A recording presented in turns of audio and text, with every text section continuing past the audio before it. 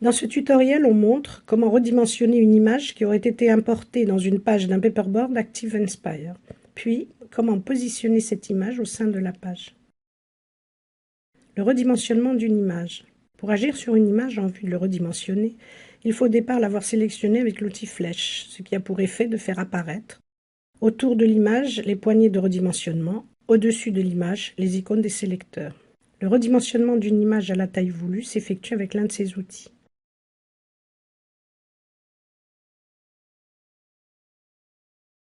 Première possibilité, on effectue le redimensionnement de l'image en cliquant glissant sur cette poignée de redimensionnement. Par rapport aux autres, cette poignée en bas à droite assure le redimensionnement de l'image sans en affecter les proportions.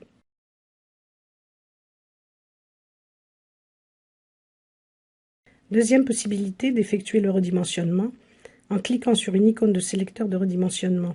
Cette icône pour un agrandissement, cette icône pour une réduction. Attention à n'effectuer qu'un seul clic. Un double clic provoque l'agrandissement de l'image.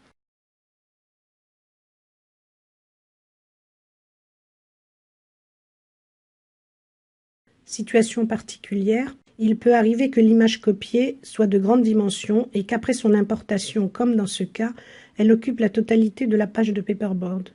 Pour faire apparaître les poignées de redimensionnement et les icônes de sélecteur, on sélectionne l'outil flèche et on opère un petit déplacement de l'image. Cela permet dans un second temps d'effectuer une sélection avec l'outil flèche du coin de la photo.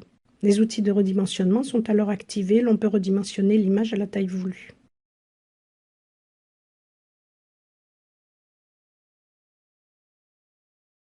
Le positionnement de l'image dans la page.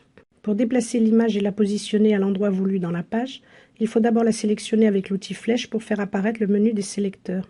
On déplace l'image par clic et glisser en pointant sur l'icône du sélecteur de redimensionnement.